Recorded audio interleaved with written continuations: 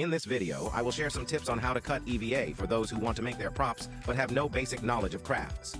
At present, there are several ways to cut EVA plastic foam for props. The first is the most basic, straight cut. As the name suggests, a hobby knife perpendicular to the surface of the EVA will be cut off. The edges are straight and the surface tends to be flat after bonding. This is why it is most commonly used for flat surfaces or provincial assemblies. Multiple parts can also be stacked and glued together to form a three-dimensional part. Next is the oblique cut, based on straight cuts, tilted knife cutting, so that the edge with a certain degree of slope. The glued part will have sharp corners and will be the simplest three-dimensional structure. Turning the part over and gluing it on its side will add layers to the edges. Nowadays, the EVA material of the whole body mecha props, or simple three-dimensional props. Parts cutting is inseparable from the beveled cut. Third, line cutting.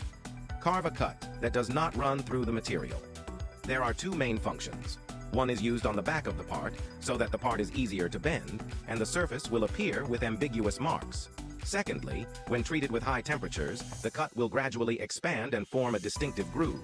This is generally used as a decorative line on the surface of a prop, but for a wider and more pronounced groove, you have to rely on the last heavyweight player, groove cut.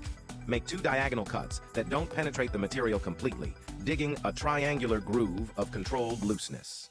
By bending, gluing, and heating at high temperatures to properly press a piece of the part, you can also reveal an angular effect. It is also possible to carve or create patterns on the surface, making it extremely versatile, with a very high ceiling, and at the same time, one of the most difficult techniques to maneuver.